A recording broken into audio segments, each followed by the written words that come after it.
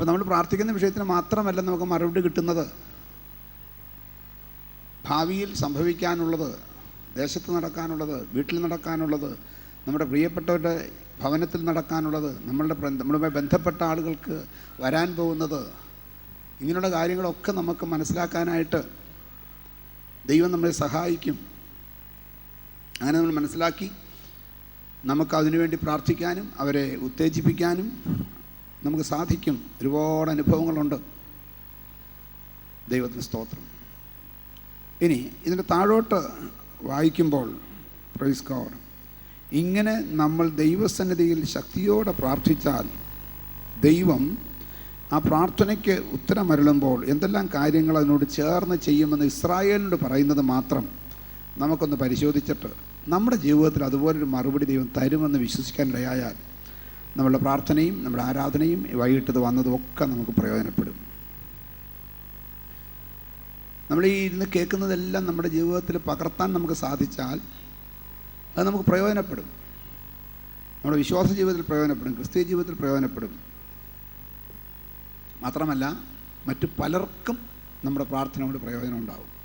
അപ്പോൾ ഇസ്രായേലിനോട് യെരമ്യാവിൽ കൂടെ ദൈവം അറിയിക്കുന്ന മറുപടി, നീ എന്നെ വിളിച്ചപേക്ഷിക്കും, ഞാൻ നിനക്ക് ഉത്തരമരുളും, നീ അറിയാത്ത മഹത്വം അഗോചരമായ കാര്യങ്ങൾ ഞാൻ നിന്നെ അറിയിക്കും. എന്തൊക്കെയാണ് ഒരു പ്രാർത്ഥന കൊണ്ട് ദൈവം ഇസ്രായേലിന് ചെയ്യാൻ സാധിക്കുന്നത്? 6-ാം വാക്യം, ഇതാ ഞാൻ രോഗശാന്തിയും ആരോഗ്യവും വരുത്തി അവരെ സൗഖ്യമാക്കുകയും സമാധാനത്തിൻ്റെയും സത്യത്തിൻ്റെയും സമൃദ്ധി അവർക്ക് വെളിപ്പെടുത്തുകയും ചെയ്യും. Praise God. ഒന്നാമത് പറയുന്നു, ഇതാ ഞാൻ രോഗശാന്തി വരുത്തും.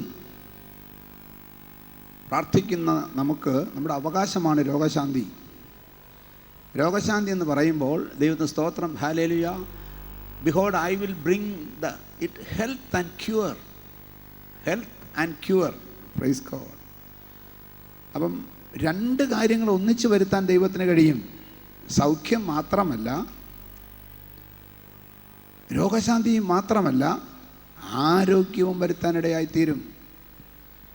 പലപ്പോഴും ദൈവം ഒരു കാര്യത്തിന് വിടുതൽ തരുമ്പോൾ, ചില രോഗങ്ങൾക്ക് വിടുതൽ തരുമ്പോൾ ആ ഒരു രോഗത്തിന് മാത്രമല്ല, അതിനോടനുബന്ധിച്ച പല കാര്യങ്ങൾക്ക് മാറ്റം വരുന്നത് കാണാൻ സാധിക്കും.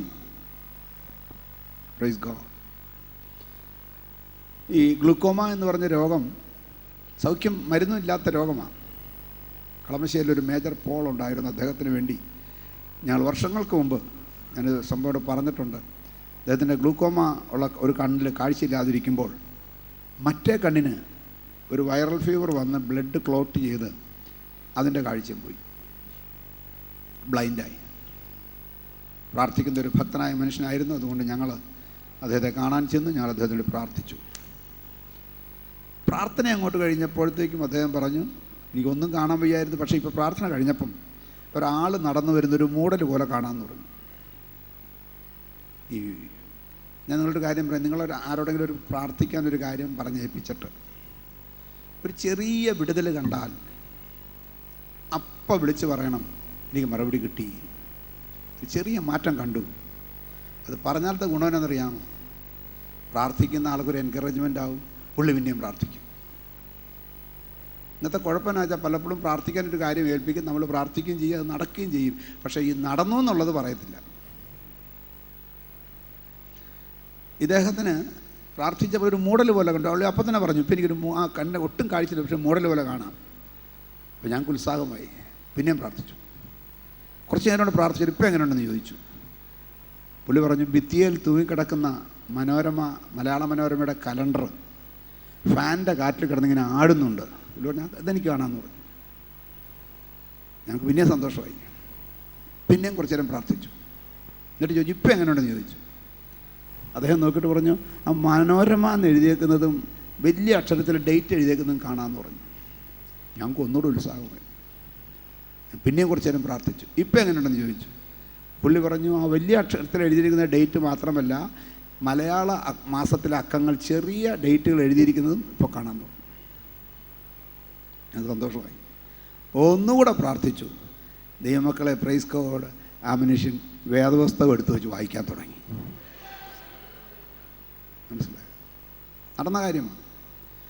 ഇതിനേക്കാളും ഞങ്ങളെ അത്ഭുതപ്പെടുത്തിയ വിഷയം അതല്ല. അദ്ദേഹം വേദപുസ്തകം എടുത്ത് വായിക്കാൻ തുടങ്ങിയപ്പോൾ പ്രൈസ് ഗോഡ് ഹല്ലേലൂയ, അദ്ദേഹത്തിന് കാഴ്ച തിരിച്ചു കിട്ടിയത് ഗ്ലൂക്കോമ വന്ന കണ്ണിന്. രണ്ട് കാര്യം ദൈവം തെളിയിച്ചു. ഒന്ന്, കാഴ്ച തിരിച്ചു കൊടുക്കാമെന്ന് മാത്രമല്ല, വൈദ്യശാസ്ത്രം അസാധ്യമെന്ന് പറഞ്ഞ വിഷയത്തിന് മറുപടി കൊടുക്കാൻ ദൈവത്തിന് കഴിയും. അത് കഴിഞ്ഞ് പിന്നെയും പ്രാർത്ഥിച്ചുകൊണ്ടിരുന്നു. ഞങ്ങൾ പിന്നെ പോരുകയും ചെയ്തു. കാഴ്ച കണ്ടല്ലോ. കുറച്ച് നാൾ കഴിഞ്ഞപ്പോൾ അദ്ദേഹത്തിന് രണ്ട് കണ്ണും കാണുന്നവനായിരുന്നു. മരിക്കുന്നത് വരെ കാഴ്ച ഉണ്ടായിരുന്നു. Praise God. അപ്പോൾ ദൈവം സൗഖ്യമാക്കുമ്പോൾ രോഗശാന്തി മാത്രമല്ല, ആരോഗ്യവും വരുത്തും. Praise God. നമുക്ക് ഈ നാളുകളിൽ പ്രാർത്ഥിക്കുന്ന വിഷയങ്ങളിൽ നമ്മൾ ദൈവത്തോട്, കർത്താവേ, നീ എനിക്ക് രോഗശാന്തി മാത്രമല്ല, എനിക്ക് ആരോഗ്യവും തരുന്ന ദൈവമാണ്. ഒരു വലിയ ഉത്സാഹത്തോടുകൂടി നമുക്ക് പ്രാർത്ഥിക്കാനിടയായാൽ പ്രൈസ് ഗോഡ്, ഈ വചനത്തിൽ എഴുതിയിരിക്കുന്നത് നമ്മുടെ അനുഭവമായി മാറും. രണ്ടാമത്, ഞാൻ ആദ്യം പറഞ്ഞതുപോലെ, പ്രാർത്ഥിച്ച് എന്തെങ്കിലും ഒരു മാറ്റം കണ്ടാൽ പ്രാർത്ഥിക്കുന്ന ആളുകളോട് അത് വിളിച്ചു പറഞ്ഞാൽ പെട്ടെന്ന് അവർ ഒന്നുകൂടെ ശക്തമായി പ്രാർത്ഥിക്കുകയും നിങ്ങളുടെ വിഷയത്തിന് പെട്ടെന്ന് കൂടുതൽ എളുപ്പത്തിൽ വിടുതൽ കിട്ടുകയും ചെയ്യും. Praise God. അപ്പോൾ ഒന്ന്, ഞാൻ രോഗശാന്തി വരുത്തും, ആരോഗ്യം വരുത്തും, അങ്ങനെ അവരെ സൗഖ്യമാക്കും. Praise God. അവർ രോഗശാന്തിയും ആരോഗ്യവും വരുത്തി സൗഖ്യമാക്കിയാൽ അടുത്ത സ്റ്റെപ്പ് നമ്മൾ കാണുന്നത്, ദൈവത്തിന് സ്തോത്രം, സമാധാനത്തിൻ്റെയും സത്യത്തിൻ്റെയും, വായിച്ച്, സമാധാനത്തിൻ്റെയും സത്യത്തിൻ്റെയും സമൃദ്ധി അവർക്ക് വെളിപ്പെടുത്തുകയും ചെയ്യും. Praise the lord. സമാധാനത്തിൻ്റെയും സത്യത്തിൻ്റെയും സമൃദ്ധി അവർക്ക് വെളിപ്പെടുത്തുകയും ചെയ്യും. Praise god. Behold, I will bring the health and cure, and I will cure them, and I will reveal unto them the abundance of peace and truth. Praise God. ആ truth, സത്യത്തിൻ്റെ സമൃദ്ധി വെളിപ്പെടുത്തുമെന്ന് പറഞ്ഞാൽ, പ്രൈസ് ഗോഡ്, അതെന്താണെന്ന് നമുക്ക്, സമാധാനത്തിൻ്റെ സമൃദ്ധി നമുക്ക് മനസ്സിലാകും. പക്ഷെ സത്യത്തിൻ്റെ സമൃദ്ധി എന്താണ്? Praise God. പലപ്പോഴും രോഗശാന്തി കിട്ടിയെന്ന് പറയുന്നത് തോന്നലായിട്ട് പലർക്കും അനുഭവപ്പെട്ടിട്ടുണ്ട്. പക്ഷെ കുറച്ച് കഴിഞ്ഞപ്പം പോയ രോഗം തിരിച്ചു വന്നു എന്നൊക്കെ പറയാറുണ്ട്. Praise God. മിക്കവാറും ഞാൻ പറയട്ടെ, ആദ്യം കിട്ടിയിട്ടില്ല, തോന്നിയതാണ്. എന്നാൽ ദൈവം സൗഖ്യമാക്കുമ്പോൾ നമ്മുടെ ചർച്ചിൽ തന്നെ ഒരുപാട് എക്സാമ്പിൾസ് ഉണ്ട്. ഇന്നലെ തിരുവാണിയൂർ സാക്ഷി പറഞ്ഞ ആലിഷ് ടീച്ചർ, ദൈവത്തിന് സ്തോത്രം, പ്രൈസ് ഗോഡ്, 94 ദൈവം സൗഖ്യം കൊടുത്തു. ഇന്ന് വർഷം 19 വർഷമായി പൂർണ്ണ ആരോഗ്യമാണ്. Praise God. 96 ബാബുച്ചായന് സൗഖ്യം കൊടുത്തു.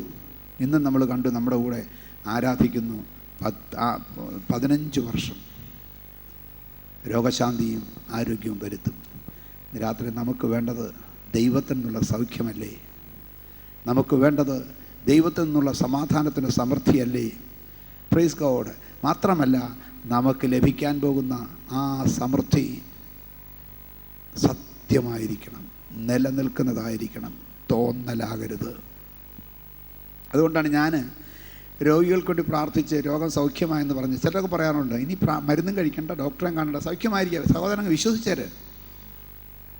കുറച്ച് കഴിയുമ്പോൾ കേൾക്കാം, പണ്ടത്തേക്കാൾ രോഗം കൂടി, പ്രശ്നമായി. പറഞ്ഞാൽ പറയും, വിശ്വാസമില്ലാത്തതിന് ഞാൻ എന്തോ അന്നേരം സൗഖ്യം കിട്ടിയതാണ്, വിശ്വസിച്ചില്ല. ഞാൻ സാധാരണ ചെയ്യാറുള്ളത്, ദൈവത്തിന് പ്രാർത്ഥന പോയിട്ട് സൗഖ്യം കൊടുത്തെന്ന് തോന്നുന്നുണ്ടെങ്കിൽ സർട്ടിഫിക്കറ്റ് കൊടുക്കേണ്ടത് പാസ്റ്ററല്ല, ഡോക്ടറാണ്. Praise God. ഒത്തിരി രോഗശാന്തികളെന്ന് പറയുന്നത് ആളുകളുടെ കണ്ണിൽ പൊടിയിടുന്ന പരിപാടിയാണെന്ന് എനിക്ക് മനസ്സിലായതുകൊണ്ടാണ് ഞാനത് പറയുന്നത്. Praise God. ദൈവം സൗഖ്യം തന്നതാണെങ്കിൽ ഒരു ഡോക്ടർ പരിശോധിച്ചിട്ട് പറയണം, നിൻ്റെ രോഗം മാറിക്കഴിഞ്ഞു. Praise God. നിങ്ങൾക്ക് അറിവിലേക്ക് ഞാൻ പറയാം, 98 ബോംബെ ക്രൂസൈഡിന്, പ്രൈസ് ഗോഡ്, രോഗശാന്തി കിട്ടിയെന്ന് സാക്ഷി പറയാൻ വന്ന ആളുകളെ, അന്ന് ഞാൻ ഡോക്ടർ സോളമനുമായിട്ട് അടുപ്പവും പരിചയമൊന്നുമില്ല, പക്ഷേ അന്ന് ഞാൻ നിർദ്ദേശിച്ച പേരല്ല ഒരാൾ ഡോക്ടർ സോളമനായിരുന്നു. ഓർക്കുന്നുണ്ടോ? സ്റ്റേജിൻ്റെ സൈഡിൽ നിന്ന് ഒത്തിരി പേര് പറഞ്ഞ് രോഗശാന്തി കിട്ടിയെന്ന്. പക്ഷേ ഡോക്ടർ നോക്കിയിട്ടാണ് അങ്ങോട്ട് കയറ്റി വിട്ടുള്ളൂ. ഡോക്ടർ സർട്ടിഫൈ ചെയ്യാതെ താഴെ ഞാൻ മേളിലോട്ട് കയറ്റിയില്ല.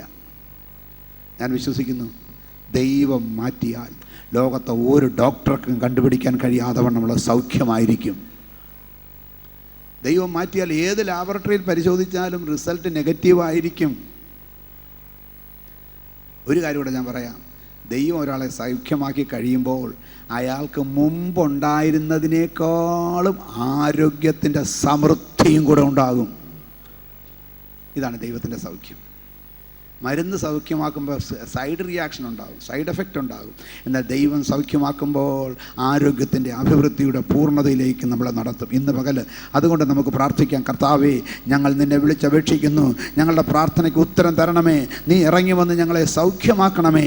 ഞങ്ങൾക്ക് വെറുതെ ഒരു സൗഖ്യമല്ല വേണ്ടത്, ഞങ്ങൾക്ക് സമാധാനത്തിൻ്റെയും സത്യത്തിൻ്റെയും സമൃദ്ധി അനുഭവിച്ചറിയത്തക്കവണ്ണം ഇന്ന് രാത്രി ഒരു വലിയ സൗഖ്യം കൊണ്ട് ഞങ്ങളെ അനുഗ്രഹിക്കണമേ എന്ന് പ്രാർത്ഥിക്കാം. യേശുവിൻ്റെ നാമത്തിൽ ഇന്ന് രാത്രി കർത്താവേ, ഞങ്ങളെ അവിലിട്ടുന്ന ചില വിഷയങ്ങൾക്ക്, കേടുപിടിച്ചിരുന്ന ചില വിഷയങ്ങൾക്ക് ഇന്ന് രാത്രി അത്ഭുതകരമായി ദൈവശക്തിയുടെ ഒരു വലിയ വ്യാപാരം ഞങ്ങൾക്ക് വരണം കർത്താവേ.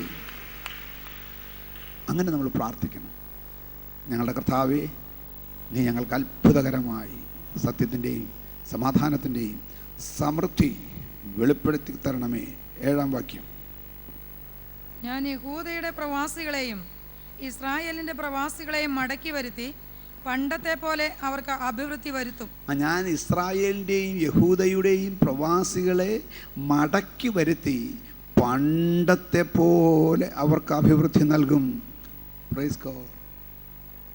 അപ്പോൾ ദൈവത്തിൻ്റെ പ്രവൃത്തി നമ്മിൽ വ്യാപരിക്കുമ്പോൾ പണ്ട് സമൃദ്ധി ഉണ്ടായിരുന്നെങ്കിൽ അതുപോലെ ഒരു സമൃദ്ധിയിലേക്ക് നമ്മളെ നടത്തും. ദൈവത്തിന് സ്തോത്രം. Praise God. തീർന്നില്ല, അടുത്ത വാക്യം. അവർ എന്നോട് പിഴച്ചതായ സകല അകൃത്യത്തെയും ഞാൻ നീക്കി അവരെ ശുദ്ധീകരിക്കുകയും അവർ പാപം ചെയ്ത് എന്നോട് ദ്രോഹിച്ചതായ സകല അകൃത്യങ്ങളെയും മോചിക്കുകയും ചെയ്യും. Praise God. അഭിവൃദ്ധി വരുത്തുന്നതിൻ്റെ പിന്നിലുള്ള രഹസ്യം എന്തെന്ന് ചോദിച്ചാൽ അവർ എന്നോട് പിഴച്ചതായ സകല അകൃത്യത്തെയും ഞാൻ നീക്കി അവർ എന്നോട് പിഴച്ചതായ സകല അകൃത്യത്തെയും നീക്കി അവരെ ശുദ്ധീകരിക്കുകയും അവർ പാപം ചെയ്ത് എന്നോട് ദ്രോഹിച്ചതായ സകല അകൃത്യങ്ങളെയും മോചിക്കുകയും ചെയ്യും. Praise God. ഹല്ലേലൂയ. അപ്പം ദൈവം സൗഖ്യമാക്കി സമാധാനത്തിൻ്റെ, സമ്പത്തിൻ്റെയും സന്തോഷത്തിൻ്റെയും സമൃദ്ധി തരുമ്പം പണ്ടത്തെ പോലെ ഞാൻ നിന്നെ മടക്കി വരുത്തുമെന്ന് പറയുമ്പോൾ നമ്മുടെ പാപങ്ങളും നമ്മുടെ അകൃത്യങ്ങളും ക്ഷമിച്ച് നമ്മെ സൗഖ്യമാക്കുന്നൊരു ദൈവമാണ്. അതുകൊണ്ട് സൗഖ്യം കിട്ടണമെന്നുണ്ടെങ്കിൽ ദൈവത്തിന് സ്തോത്രം. ഹല്ലേലൂയ. ദൈവസന്നിധിയിൽ കരഞ്ഞ് കൂവി നിലവിളിച്ച് പറയണം, കർത്താവേ എന്നോട് ക്ഷമിക്കണമേ. ദൈവത്തിന് സ്തോത്രം. ഹല്ലേലൂയ. അങ്ങനെ തീരുമാനങ്ങൾ എടുത്ത് പ്രാർത്ഥിച്ച് കഴിയുമ്പം ദൈവം അത്ഭുതം പ്രവർത്തിക്കും. പലപ്പോഴും നമ്മൾ പ്രാർത്ഥിക്കും, പ്രാർത്ഥനയ്ക്ക് തീരുമാനമില്ല. നമ്മളുടെ അകൃത്യങ്ങളും പാപങ്ങളും നമുക്കറിയാവുന്നതെല്ലാം ഏറ്റുപറഞ്ഞ് ഒരു തീരുമാനത്തോടെ പ്രാർത്ഥിക്കണം. അങ്ങനെ പ്രാർത്ഥിക്കുമ്പോൾ നിൻ്റെ അകൃത്യങ്ങൾ, നിൻ്റെ പാപങ്ങൾ നിന്നോട് ക്ഷമിച്ച് ഞാൻ നിന്നെ മടക്കി വരുത്തും. സമൃദ്ധിയിലേക്ക്, സന്തോഷത്തിലേക്ക്, ആരോഗ്യത്തിലേക്ക്, സൗഖ്യത്തിലേക്ക്, സത്യത്തിലേക്ക് മടക്കി വരുത്തും. Praise God. വേദപുസ്തകത്തിലൊരു ഉദാഹരണം ഈ വിഷയത്തോടനുബന്ധിച്ച് നമ്മൾ കാണുന്നത് യോനാ പ്രവാചകനിലാണ്. യോനാ പ്രവാചകനെ ദൈവം മടക്കി വരുത്തിയത് കാണുമ്പോൾ ദൈവം എങ്ങനെയൊക്കെ നമ്മളെ സ്നേഹിക്കുന്നു, നമ്മളെ വീണ്ടും മടക്കി വരുത്തി അനുഗ്രഹിക്കുന്നു എന്നുള്ളതിൻ്റെ പെർഫെക്റ്റ് എക്സാമ്പിളാണ് യോന. യോന ഒരു പിന്മാറ്റത്തിൽ പോയ പ്രവാചകനാണ്. ദൈവം പറഞ്ഞതിന് നേരെ എതിരെ പോയ പ്രവാചകനാണ്. നോക്കാം, യോനയുടെ പുസ്തകം പ്രവചനം 1-ാം അധ്യായം 1 മുതലുള്ള വാക്യങ്ങൾ. അമിത്തായിയുടെ മകനായ യോനയ്ക്ക് യഹോവയുടെ അരുളപ്പാടുണ്ടായതെന്തെന്നാൽ, നീ പുറപ്പെട്ട മഹാനഗരമായ നിനവയിലേക്ക് ചെന്ന് അതിന് വിരോധമായി പ്രസംഗിക്കാം. അവരുടെ ദുഷ്ടത എൻ്റെ സന്നിധിയിൽ എത്തിയിരിക്കുന്നു. എന്നാൽ യോന യഹോവയുടെ സന്നിധിയിൽ നിന്ന് തർശീശിലേക്ക് ഓടിപ്പോകേണ്ടതിന് പുറപ്പെട്ട് യാഫോവിലേക്ക് ചെന്ന് തർശീശിലേക്ക് പോകുന്ന ഒരു കപ്പൽ കണ്ട് കൂലി കൊടുത്ത് യഹോവയുടെ സന്നിധിയിൽ നിന്ന് അവരോടുകൂടെ തർശീശിലേക്ക് പോയിക്കളവാൻ അതിൽ കയറി. Praise God. യോനയോട് ദൈവം തമ്പുരാൻ പറഞ്ഞു, യോനെ നീ ചെന്ന്, പ്രൈസ് ഗോഡ്, നിനവയിൽ ചെന്ന് ദൈവത്തിന് സ്തോത്രം അതിനോട് എതിരായി പ്രസംഗിക്കാം. യോന പോയത് എങ്ങോട്ടാണെന്നറിയാമോ? നേരെ ഓപ്പോസിറ്റാണ്. അറിയണമെങ്കിൽ വേദപുസ്തകത്തിനകത്ത് നിങ്ങൾ ആദ്യത്തെ മാപ്പ്, അതായത് അബ്രഹാം പ്രയാണം ചെയ്ത ദേശങ്ങളെന്ന് പറഞ്ഞൊരു മാപ്പ് കിടപ്പുണ്ട്. ആ മാപ്പ് എടുക്കാമെങ്കിൽ അതിൻ്റെ ഏതാണ്ട് ഈ ഭാഗത്തായിട്ടൊരു തടാകം കാണാം. ഇത് കടൽ, ഒരു തടാകം കാണാം. ആ തടാകത്തിന് നേരെ ഇടത്തോട്ട് നോക്കിയാൽ അവിടെ കാലഹ്, നിനവേ, അശ്ശൂർ, ഈ 3 പട്ടണങ്ങൾ കാണാൻ സാധിക്കും. കാലഹ്, നിനവേ, അശ്ശൂർ. അശ്ശൂർ രാജ്യത്തെ നിനവേ, കാലഹ്, ഈ 2 പട്ടണങ്ങൾ കാണാനായിട്ട് സാധിക്കും. Praise God, hallelujah. ഇനി താഴെ നോക്കിയാൽ അത് നിനവയുടെ സ്ഥലം മനസ്സിലായി. ഇനി പ്രൈസ് ഗോഡ്, യോന പോയത് എങ്ങോട്ടെന്ന് അറിയണമെങ്കിൽ ദൈവത്തിന് സ്തോത്രം, നമ്മുടെ പൗലോസ് യാത്ര ചെയ്ത ദേശങ്ങൾ, ആ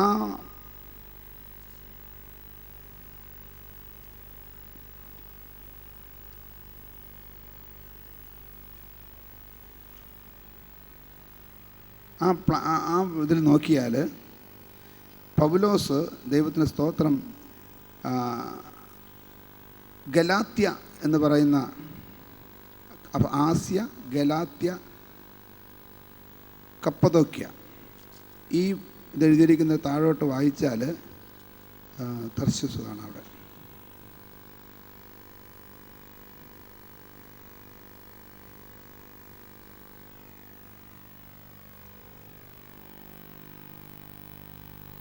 കപ്പദോക്യയുടെ നേരെ താഴെ തർസോസ് എന്ന് എഴുതിയിട്ടുണ്ട്. തർസോസ്, പൗലോസ് പ്രയാണം ചെയ്ത രാജ്യങ്ങളുടെ ഗലാത്യ, കപ്പദോക്യയുടെ താഴെ തർസോസ് എന്ന് എഴുതിയിരിക്കുന്നത് കാണാൻ സാധിക്കും. Praise God. അതിൻ്റെ താഴോട്ട് പിന്നെയും വന്നാൽ യോപ്പ കാണാൻ സാധിക്കും. അതിൻ്റെ നേരെ താഴെ കടൽ കടന്ന് താഴോട്ട് വന്നാൽ അറബി എന്ന് എഴുതിയിരിക്കുന്നതിൻ്റെ മേളിൽ യോപ്പ നിങ്ങൾക്ക് കാണാനായിട്ട് സാധിക്കും. Praise God. അതിനകത്തോട് പ്രൊജക്റ്റ് ചെയ്തിട്ടുണ്ട്. അവിടെ ആ വലത്തെ അറ്റത്ത് ഫൊയ്നിക്യ, കപ്പദോക്യ, അവൻ്റെ താഴെയാണ് തർശീസ്, ടൈറസ്, അവിടെ തർശീസ് അവിടെ എഴുതിയിട്ടുണ്ട്.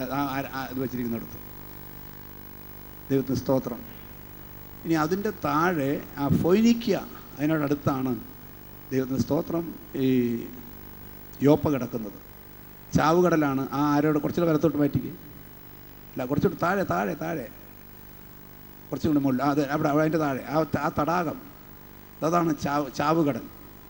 അതിൻ്റെ എട്ടത്ത് വശത്ത് കൈസരിയയ്ക്ക് അന്തിപ്പത്രിക്കോസിൻ്റെ അടുക്ക് കിടക്കുന്ന സ്ഥലമാണ് ദൈവത്തിന് സ്തോത്രം. Praise God. ഈ യോപ്പ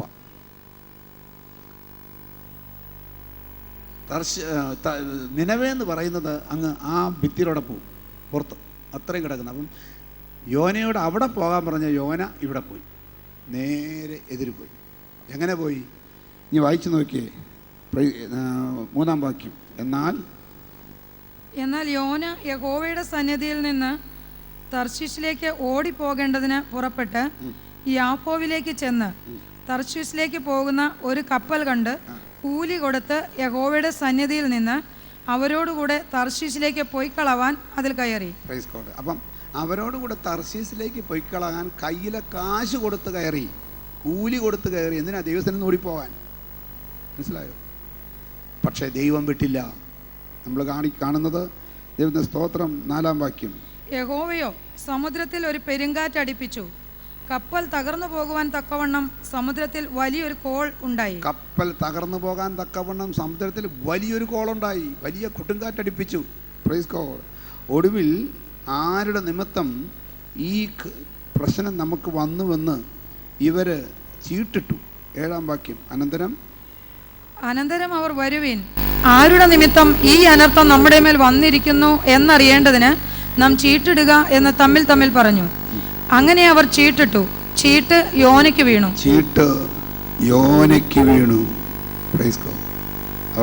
യോനയ്ക്കൊരു കാര്യം മനസ്സിലായി, ദൈവം എന്നെ വിടത്തില്ല. 12-ാം വാക്യം. എന്നെ എടുത്ത് സമുദ്രത്തിൽ ഇട്ടുകളവീൻ, അപ്പോൾ സമുദ്രം അടങ്ങും.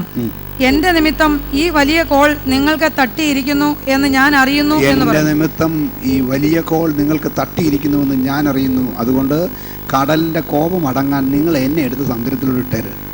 Praise God. വളരെ ഇഷ്ടത്തോടു കൂടി അല്ലെങ്കിലും പ്രൈസ് ഗോഡ് ഹല്ലേലൂയ വളരെ പ്രാർത്ഥനയോടുകൂടി 14 വാക്യം അവർ യഹോവയോട് നിലവിളിച്ചു. അതിനു 13 വാക്യം എന്നാൽ അവർ കരയ്ക്ക് അടുക്കേണ്ടതിന് മുറുകെ തണ്ട് വലിച്ചു. എങ്കിലും സമുദ്രം കോപിച്ചു, കോൾ പെരുകി വരുന്നത് കൊണ്ട് അവർക്ക് സാധിച്ചില്ല. ആകുന്നത്ര നോക്കി, പക്ഷെ സാധിച്ചില്ല. അടുത്ത വാക്യം അവർ യഹോവയോട് നിലവിളിച്ചു, അയ്യോ യഹോവേ, ഈ മനുഷ്യന്റെ ജീവൻ നിമിത്തം ഞങ്ങൾ നശിച്ചു പോകരുതേ. നിർദോഷ രക്തം ചൊരിയിച്ച കുറ്റം ഞങ്ങളുടെ മേൽ വരുത്തരുതേ. യഹോവേ, നിനക്ക് ഇഷ്ടമായതുപോലെ നീ ചെയ്തിരിക്കുന്നുവല്ലോ എന്ന് പറഞ്ഞു. പിന്നെ അവർ യോനയെ എടുത്ത് സമുദ്രത്തിൽ ഇട്ടുകളയുകയും സമുദ്രത്തിന്റെ കോപം അടങ്ങുകയും ചെയ്തു. അവരെടുത്ത് യോനയെ വെള്ളത്തിലോട്ട് ഇട്ടു, സമുദ്രത്തിന്റെ കോപം അടങ്ങുകയും ചെയ്തു. Praise God. പക്ഷേ ഹല്ലേലൂയ, ആ വെള്ളത്തിൽ കിടന്ന് യോന ചാകേണ്ടി വന്നില്ല. ദൈവത്തിന്റെ വീണ്ടെടുപ്പ് അവിടെ ചെന്നു. 17 വാക്യം യോനയെ വിഴുങ്ങേണ്ടതിന് യഹോവ ഒരു മത്സ്യത്തെ കൽപ്പിച്ചാക്കിയിരുന്നു. അങ്ങനെ യോന 3 രാവും 3 പകലും മത്സ്യത്തിന്റെ വയറ്റിൽ കിടന്നു. യോനയെ വിഴുങ്ങേണ്ടതിന് യഹോവയായ ദൈവം ഒരു മത്സ്യത്തെ കൽപ്പിച്ചാക്കിയിരുന്നു. അങ്ങനെ യോന 3 രാവും 3 പകലും മത്സ്യത്തിന്റെ വയറ്റിൽ കിടന്നു. Praise God. ഒരാവശ്യം ഉണ്ടായിരുന്നില്ല. ദൈവം പറഞ്ഞതിന് നേരെ എതിര് പോകാൻ നോക്കിയതാ. ഞാൻ പറയട്ടെ ദൈവമക്കളെ, പലപ്പോഴും നമ്മുടെ ജീവിതത്തിലേക്ക് ദൈവം പറഞ്ഞതിന് എതിരെ പോകുന്നത് കൊണ്ടാണ് കോൾ വരുന്നത്, കപ്പലിന് കാറ്റടിക്കുന്നത്, നമ്മൾ വെള്ളത്തിലേക്ക് വീഴാനിടയാകുന്നത്. പക്ഷേ കരുണയുള്ള ദൈവം അവിടെ നശിച്ചു പോകാതെ ഒരു മത്സ്യത്തെ ആക്കി, ആ മത്സ്യത്തെ യോനയെ വിഴുങ്ങിയതുപോലെ നമ്മളെയും പലപ്പോഴും സഹായിക്കുന്നുണ്ട്. നമ്മൾ നശിച്ചു പോകാൻ സമ്മതിക്കാത്തത് കൊണ്ട്.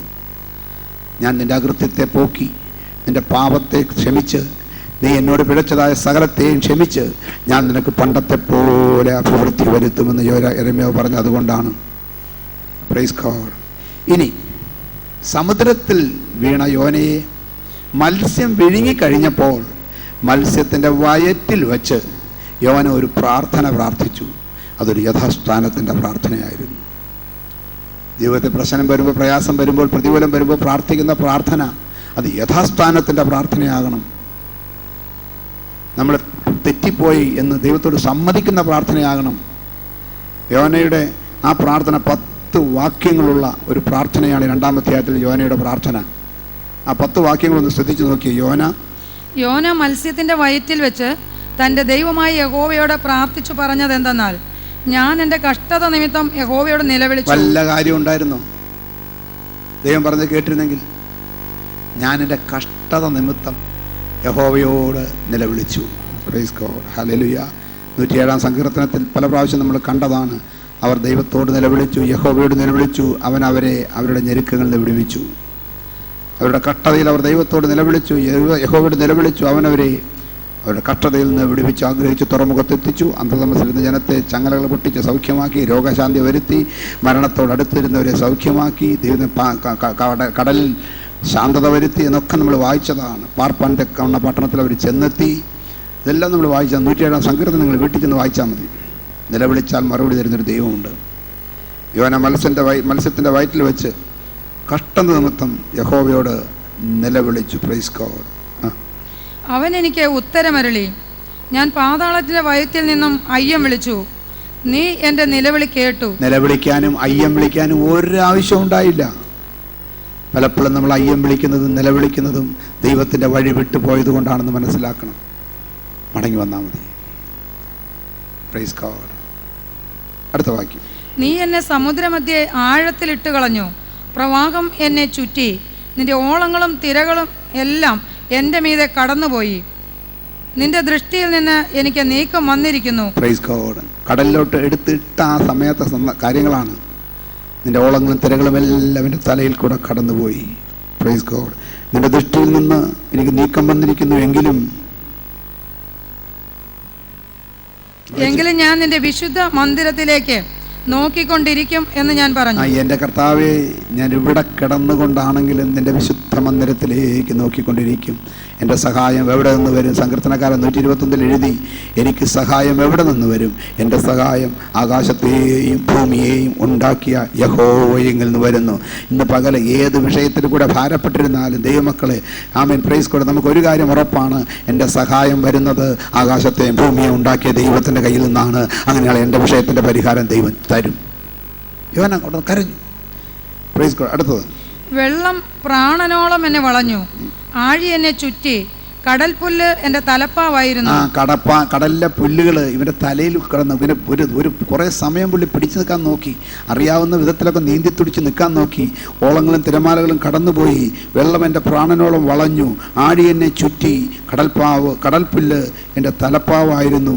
ഞാൻ പർവ്വതങ്ങളുടെ അടിവാരങ്ങളോളം ഇറങ്ങി, ഭൂമി തൻ്റെ ഓടാമ്പലുകളാൽ എന്നെ സദാകാലത്തേക്കും അടച്ചിരുന്നു. അടുത്ത വാക്യം, നീയോ എൻ്റെ ദൈവമായ യഹോവേ, എന്റെ പ്രാണനെ കുഴിയിൽ നിന്ന് കയറ്റിയിരിക്കുന്നു. എൻ്റെ പ്രാണനെ കുഴിയിൽ നിന്ന് കയറ്റിയിരിക്കുന്നു. എവിടെ കിടന്നാ പറയുന്നറിയാമോ? മത്സ്യത്തിൻ്റെ വയറ്റിൽ കിടന്ന്.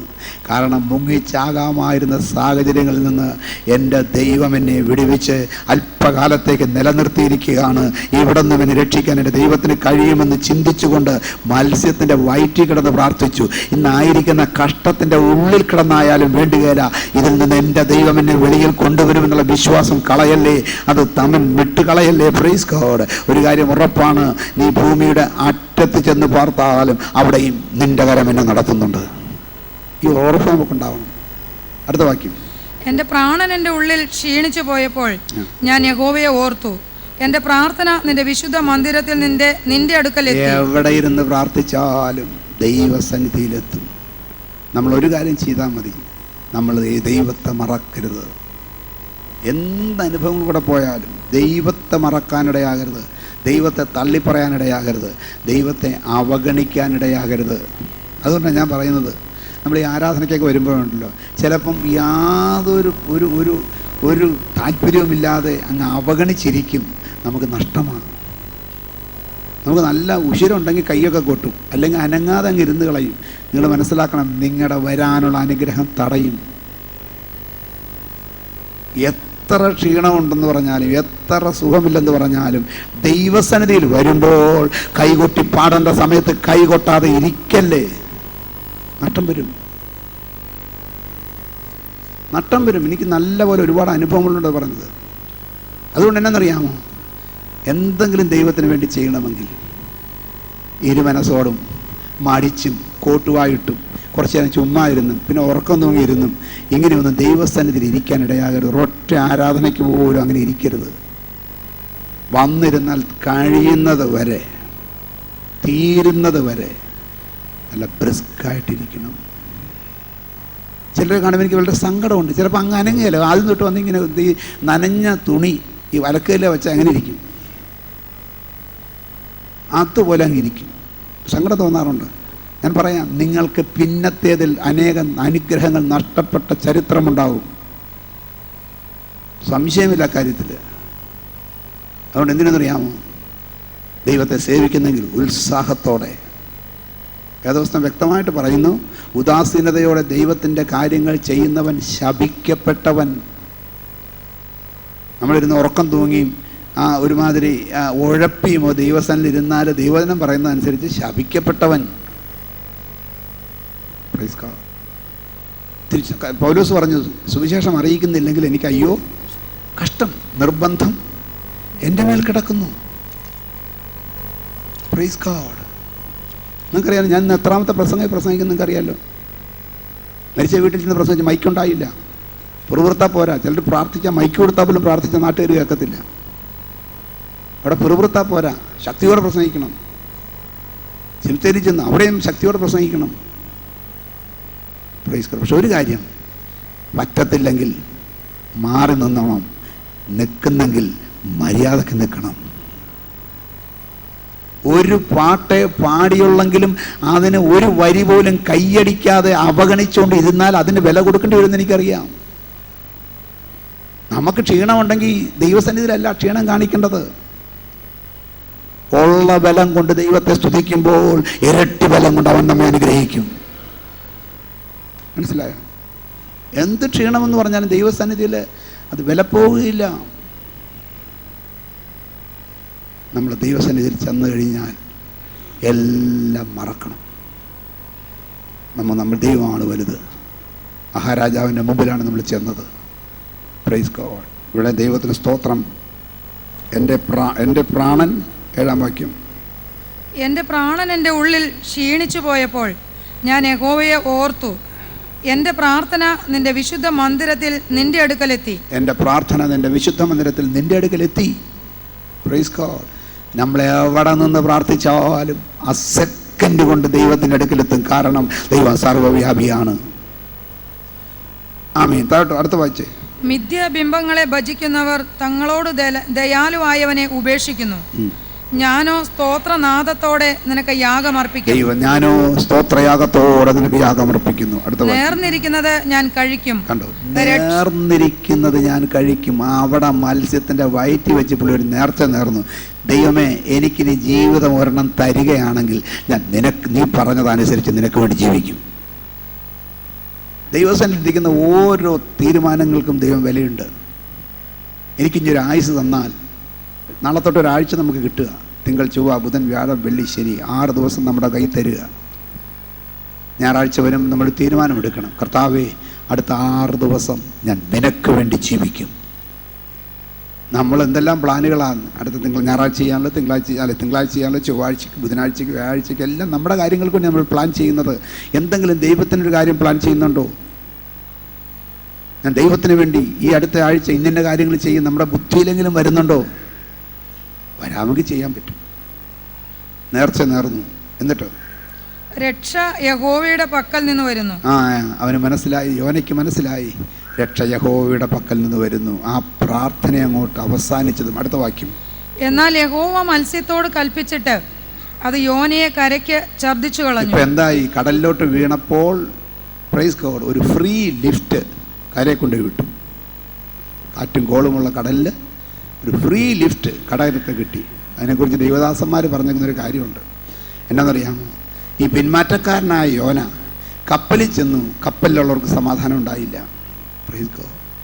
ഈ പിന്മാറ്റക്കാരൻ അവിടെ നിന്ന് തിമിംഗലത്തിൻ്റെ വയറ്റിൽ ചെന്നു. തിമിംഗലത്തിന് സമാധാനം ഉണ്ടായില്ല. അത് കരയിൽ കൊണ്ടുപോയി ഛർദ്ദിക്കുന്നത് വരെ അതിന് ബുദ്ധിമുട്ടായിപ്പോയി ഇവൻ്റെ കയറിയത്. മനസ്സിലായോ?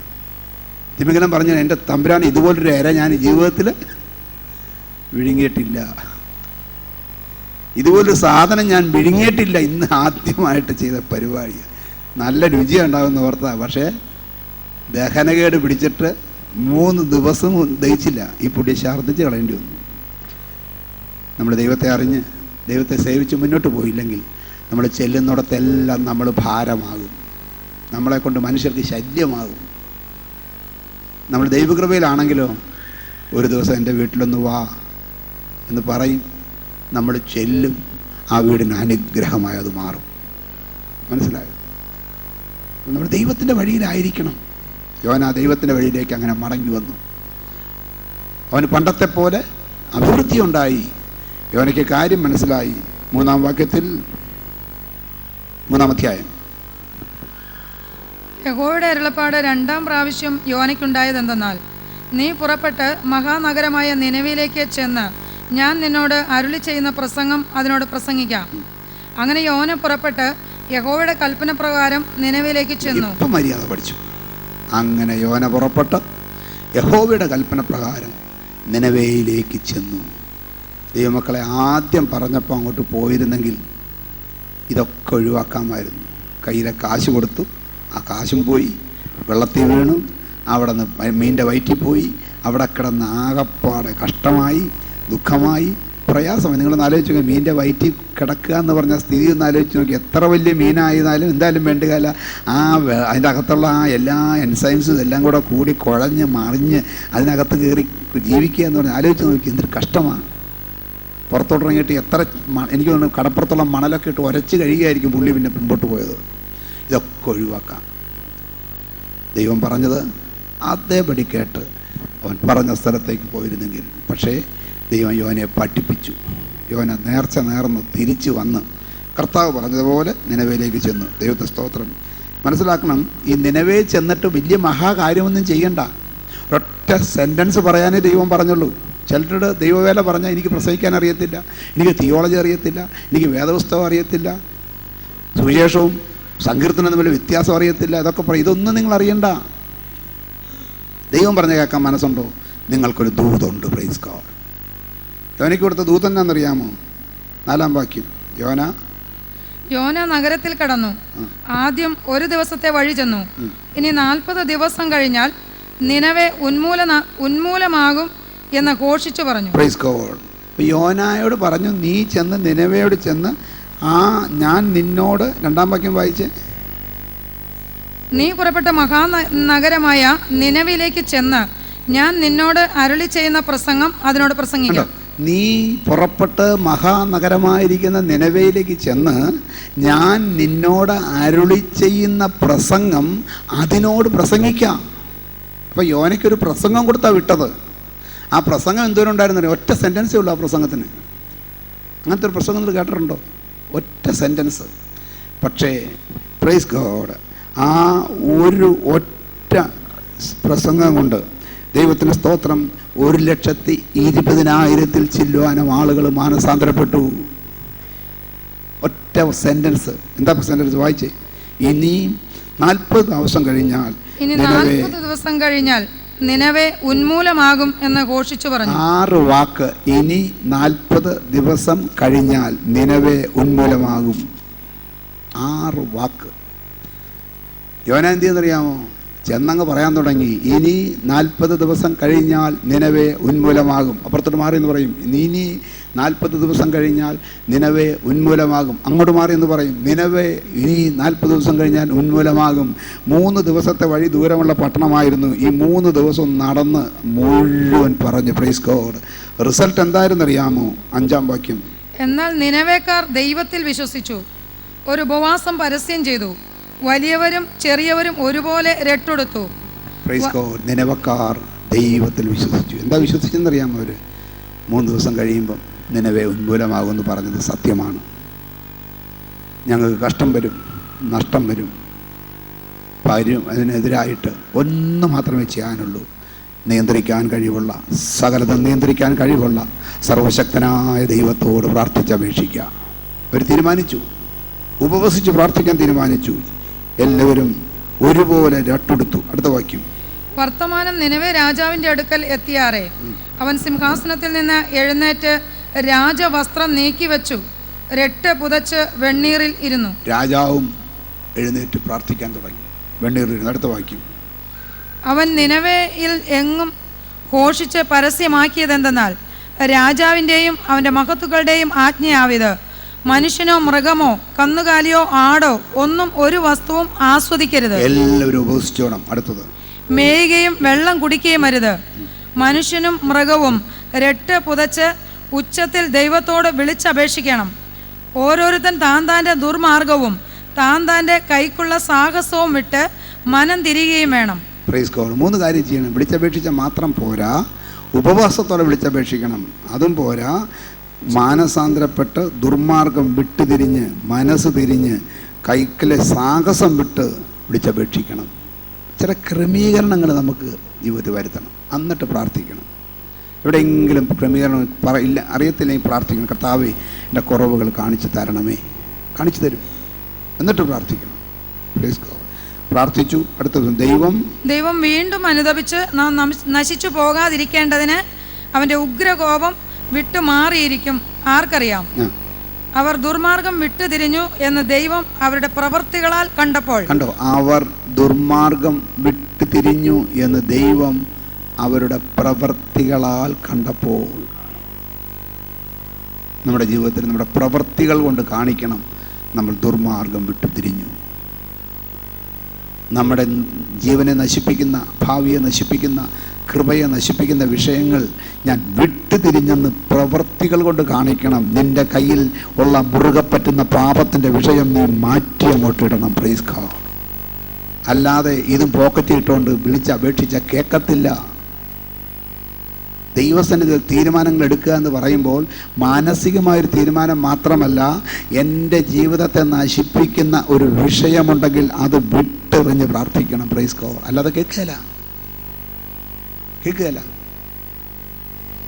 നമ്മുടെ ഭാവിയെ നശിപ്പിക്കുന്ന, നമ്മുടെ ജീവിതത്തെ നശിപ്പിക്കുന്ന, കൃപയെ നശിപ്പിക്കുന്ന വിഷയം ഏതാണെന്ന് മനസ്സിലായില്ലെങ്കിൽ ദൈവത്തോട് പ്രാർത്ഥിക്കണം. കർത്താവേ, ഞാൻ രക്ഷപ്പെടാനായിട്ട് തടസ്സമായുള്ള വിഷയം ഏതാണ്? ദൈവം വെളിപ്പെടുത്തി തരും.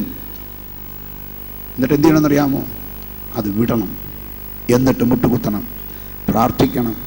ദൈവം നിനക്കെതിരായി വച്ച ശിക്ഷ പിൻവലിക്കും. ഇവിടെ പിൻവലിച്ചു. Praise God. എന്നിട്ട് താൻ അവർക്ക് വരുത്തുമെന്ന് അരുളി ചെയ്തിരുന്ന അനർത്ഥത്തെക്കുറിച്ച് ദൈവം അനുതപിച്ചു, അത് വരുത്തിയതുമില്ല. 3 ദിവസം കഴിഞ്ഞ് 40 ദിവസം കഴിഞ്ഞാൽ നിനവെ ഉന്മൂലനാശമാകുമെന്ന് പറഞ്ഞത് വരുത്തിയില്ല. പക്ഷെ യോനാച്ചനാകപ്പാടെ ബുദ്ധിമുട്ടായി. യോനാച്ചയ്ക്ക് വായിച്ചേ. യോനയ്ക്കിത് അത്യന്തം അനിഷ്ടമായി, അവന് കോപം വന്നു. അവൻ യഹോവയോട് പ്രാർത്ഥിച്ചു, അയ്യോ യഹോവേ, ഞാൻ എൻ്റെ ദേശത്തായിരുന്നപ്പോൾ ഞാൻ പറഞ്ഞ വാക്ക് ഇത് തന്നെയല്ലയോ? അതുകൊണ്ടായിരുന്നു ഞാൻ തർശീശിലേക്ക് ബന്ധപ്പെട്ട് ഓടിപ്പോയത്. പറഞ്ഞെന്ന് പറയാമോ? ഞാൻ അന്നേ പറഞ്ഞതാണ്, നീ ഇത് പറയും ചെയ്യലാന്ന്. മനസ്സിലായി? അശ്വീകെന്നൊക്കെ പറയും, നീ ചെയ്യത്തില്ല. രാത്രി മനസ്സിലാക്കണം, മഹാദയയും കരുണയുമുള്ള ദൈവമാണ് നമ്മുടെ ദൈവം. അനുഗ്രഹത്തിൻ്റെ വചനം അതുപോലെ നിറവേറും, ശാപത്തിൻ്റെ വചനം ചിലപ്പോൾ നിറവേറത്തില്ല. കാരണം എന്നറിയാമോ? അനുതപിച്ചു. ഇന്ന് ദൈവത്തിൻ്റെ വചനത്തിൽ വ്യക്തമായി പറഞ്ഞു, പിന്മാറ്റത്തിൽ ഇങ്ങനെ നടന്നാൽ ദൈവം സന്ദർശിക്കും. അത് നിറവേറണമെന്നില്ല. ജനം അനുതപിച്ച് പിന്മാറ്റത്തിൽ നിന്ന് മടങ്ങി വന്നാൽ സന്ദർശനം ഉണ്ടാകത്തില്ല. പക്ഷെ അനുഗ്രഹിക്കുമെന്ന് പറഞ്ഞാൽ അനുഗ്രഹം കിട്ടിയിരിക്കും. അടുത്ത വാക്യം വായിച്ചേ. നീ കൃപയും കരുണയും ദീർഘക്ഷമയും മഹാദയയുമുള്ള ദൈവമായി അനർത്ഥത്തെക്കുറിച്ച് അനുതപിക്കുന്നവൻ എന്ന് ഞാൻ അറിഞ്ഞു. ആമേൻ. കൃപയും കരുണയും ദീർഘക്ഷമയും മഹാദയയുമുള്ള ദൈവമാണ്. Praise God. ഈ ദൈവം ഇങ്ങനത്തെ ഒരു ദൈവമാണെന്ന് മനസ്സിലാക്കി അവനോട് ചേർന്ന് നിൽക്കാൻ നമുക്ക് സാധിക്കണം. യോനയ്ക്ക് ദൈവത്തെ സ്തോത്രം പിന്നെയും ചില ഒരു പരാജയം. ദൈവം എന്നറിയാമോ? യോന പറഞ്ഞു, ആകയാൽ യഹോവേ എന്റെ പ്രാണനെ എടുത്തുകൊള്ളണമേ, ജീവിച്ചിരിക്കുന്നതിനേക്കാൾ മരിക്കുന്നത് എനിക്ക് നന്ന്. യോന നോക്കിയപ്പോൾ യോനയുടെ പ്രവചനം തെറ്റിയതാ വിഷയം. നമ്മുടെ പേര് പോയാലും വേണ്ടുകയില്ല, ദൈവത്തിന് ഇഷ്ടം നിറവേറണം. ചിലർക്കൊക്കെ പറഞ്ഞ പ്രവചനം നടന്നില്ലെങ്കിൽ ഭയങ്കര വിഷമമാണ്. ഞാൻ പറയട്ടെ, ദൈവത്തിന് സ്തോത്രം. നമ്മളുടെ ഉത്തകയല്ല ഒന്നും, നമ്മളല്ല കാര്യങ്ങൾ നിയന്ത്രിക്കുന്നത് സ്വർഗമാണ്. നമ്മളൊരൊറ്റ കാര്യമേ ചെയ്യുന്നുള്ളൂ. അവിടെ നിന്ന് കിട്ടുന്ന ലെറ്റർ, അവിടെ നിന്ന് കിട്ടുന്ന എഴുത്ത്, അവിടെ നിന്ന് കിട്ടുന്ന സന്ദേശം അങ്ങോട്ട് കൈമാറുന്നേ ഉള്ളൂ. ബാക്കി ദൈവത്തിൻ്റെ പരിപാടിയാണ്. ചിലർക്കൊക്കെ എന്തൊരു വൈക്ലഭ്യമാണെന്നറിയാമോ? ഞാൻ പറഞ്ഞതുപോലെ തന്നെ നടന്നില്ലെന്ന് പറയുമ്പോൾ വലിയ പ്രശ്നമാണ്. നടക്കുക നടക്കാതിരിക്കുക ദൈവത്തിൻ്റെ പരിപാടിയാണ്, പറയാനുള്ളത് എൻ്റെ പരിപാടിയാണ്. Praise God. ജനം നിനക്ക് മാർക്കിടണ്ട, നാട്ടുകാർ നിനക്ക് മാർക്കിടണ്ട, സഭക്കാർ നിനക്ക് മാർക്കിടണ്ട, കൂട്ടുകാർ നിനക്ക് മാർക്കിടണ്ട. ഒരുത്തൻ മാർക്കിട്ടാൽ ആ ഒരൊറ്റ മാർക്ക് മതി നിൻ്റെ ജീവിതത്തിൽ. Praise God. അങ്ങനെയുള്ളൊരു ദൈവത്തെയാണ് യോന അവിടെ വെച്ച് പഠിച്ചത്. എന്നിട്ട് ദൈവത്തിന് സ്തോത്രം, യോനയെ ദൈവം പഠിപ്പിച്ച്, ദൈവത്തിന് സ്തോത്രം മര്യാദ പഠിപ്പിച്ചെടുത്തു. ദൈവത്തിന് സ്തോത്രം എങ്ങനെയാണെന്നറിയാമോ? ഹല്ലേലൂയ. യോന അനന്തരം 5-ാം വാക്യം.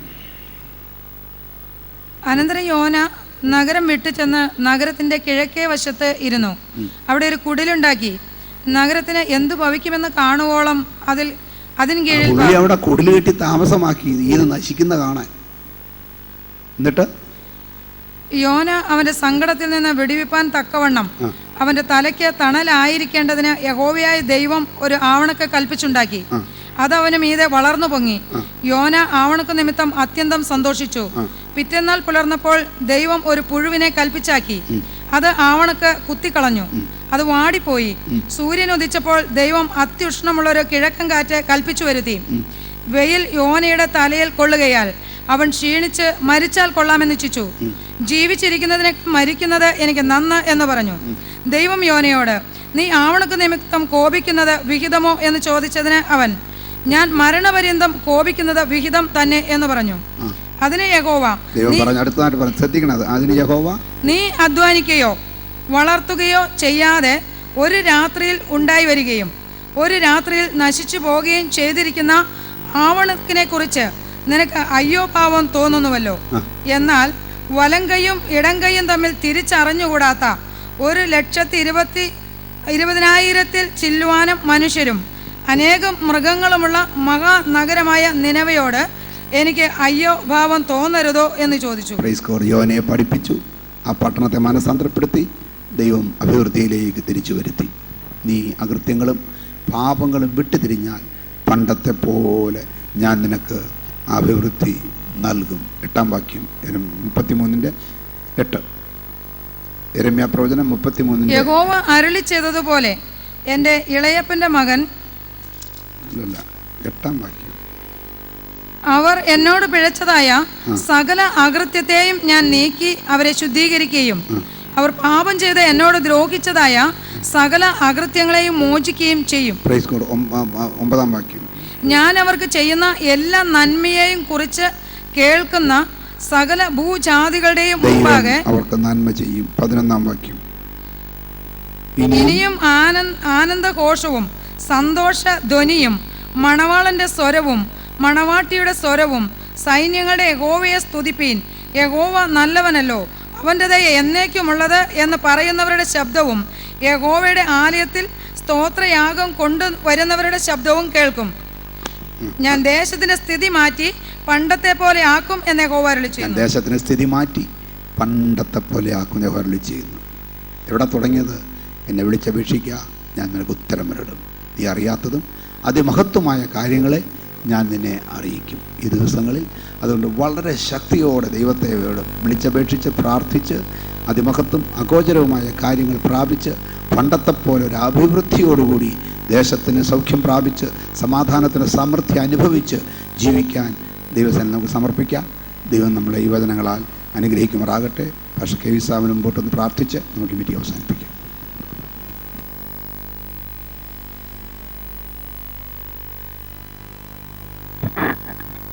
സ്തോത്രം. മഹാകൃപയും കരുണയും ദീർഘക്ഷമയും മഹാദയമുള്ള ഞങ്ങളുടെ കർത്താവെ, വാഴ്ത്തപ്പെട്ട സ്വർഗീയ പിതാവേ, അവിടുന്ന് കർത്താവ് ഞങ്ങളുടെ ആവശ്യങ്ങൾ അറിഞ്ഞ് പ്രവർത്തിക്കുന്ന വലിയ ദൈവമാകിയാൽ തിരുനാമത്തിന് നന്ദിയോടെ സ്തോത്രം ചെയ്യുന്നു. ഇന്ന് രാത്രി ഞങ്ങളെ കേൾപ്പിച്ച സ്വർഗീയ വചനത്തിനായി ഞങ്ങൾ തിരുനാമത്തെ വാഴ്ത്തുന്നു കർത്താവേ. ദൈവത്തിന് സ്തോത്രം. യെരമ്യാവിലങ്ങ് പറഞ്ഞു ചെയ്തതുപോലെ കർത്താവ് എന്നെ വിളിച്ചപേക്ഷിക്കുക, ഞാൻ നിനക്ക് മഹത്വം അത്യുന്നതമായ ഭയങ്കരമായ കാര്യങ്ങളെ നിനക്ക് വെളിപ്പെടുത്തി തരുന്ന കർത്താവിന്റെ വാഗ്ദത്തത്തിനായി ഞങ്ങൾ തിരുനാമത്തിന് നന്ദിയോടെ സ്തോത്രം ചെയ്യുന്നു. ഞങ്ങൾ രോഗശാന്തി മാത്രമല്ല ആരോഗ്യം വരുത്തി തരുന്ന ദൈവമാണ് കർത്താവേ. ഞങ്ങളുടെ ജീവിതത്തിൽ സമാധാനത്തിന്റെ സമൃദ്ധി തരുന്ന ദൈവമാകിയാൽ തിരുനാമത്തിന് സ്തോത്രം. ഞങ്ങളുടെ ജീവിതത്തെ മടക്കി വരുത്തി കർത്താവേ, ജീവിതത്തെ കർത്താവേ അവിടെ അനുഗ്രഹിക്കുന്ന ദൈവത്തിന്റെ പ്രവൃത്തികൾക്കായി ഞങ്ങൾ തിരുനാമത്തിന് സ്തോത്രം ചെയ്യുന്നു. താവി യോന ദൈവത്തിന്റെ ആലോചന കേട്ടനുസരിക്കാതെ ദൈവത്തിന്റെ വഴിയിൽ നിന്ന് എതിർ ദിശയിൽ സഞ്ചരിച്ചു. ദൈവത്തിന്റെ സ്തോത്രം. ദൈവം അവനെ കർത്താവ് വലിയ വില കൊടുത്ത് മടക്കിക്കൊണ്ടുവന്നു. കർത്താവ് ദൈവത്തിന് സ്തോത്രം. ദൈവ ശബ്ദത്തിന് മുമ്പാകെ അവർ അനുദപിച്ച് മടങ്ങി വന്നപ്പോൾ ദൈവത്തിന് സ്തോത്രം അവിടെ വരുത്തുവന്ന് അവിടുന്ന് പറഞ്ഞ കാര്യങ്ങളെ കർത്താവ് മാറ്റിക്കൊണ്ട് ജനത്തെ അനുഗ്രഹിച്ച ദൈവമാകിയാൽ ഞങ്ങൾ തിരുനാമത്തിന് സ്തോത്രം ചെയ്യുന്നു. ഇന്ന് രാത്രി ഞങ്ങളും ഒരു മടങ്ങി വരുന്നതിന് വേണ്ടി കർത്താവ് ഞങ്ങൾ സമർപ്പിക്കുന്നു. കർത്താവ് ദൈവത്തിന്റെ ഹിതപ്രകാരം ജീവിതത്തെ സൂക്ഷിപ്പാൻ കർത്താവ് സഹായിക്കണമേ. പ്രാർത്ഥിക്കുന്നതുപോലെ പ്രാർത്ഥിപ്പാൻ ഞങ്ങളെ സഹായിക്കണമേ. കർത്താവ് അങ്ങയുടെ മനസ്സുള്ളവരായി ഞങ്ങൾ തീരുമാനം കർത്താവ് സഹായിക്കുമ്പോഴാകണമേ. ഞങ്ങളെ കുറിച്ചുള്ള അവിടുത്തെ പദ്ധതി മനസ്സിലാക്കി കർത്താവ് അങ്ങോട്ട് വഴി സഞ്ചരിപ്പാൻ കർത്താവ് വിടുവാക്കുമ്പോഴാകണമേ. ഞങ്ങളുടെ സഭയാകുന്ന നടത്തുന്ന കൃപയ്ക്കായി ഞങ്ങൾ തിരുനാമത്തിന് സ്തോത്രം. ഈ പട്ടണത്തോടുന്ന് സഹായിക്കുന്ന കൃപയ്ക്കായി ഞങ്ങൾ തിരുനാമത്തിന് സ്തോത്രം. ഞങ്ങൾ പ്രാർത്ഥിച്ചതുപോലെ ഈ പട്ടണത്തെ അടക്കി വാഴുന്നതായ എല്ലാ പൈശാചിക പൊടികളെയും കർത്താവ് ശാസിക്കണമേ. ജീവിത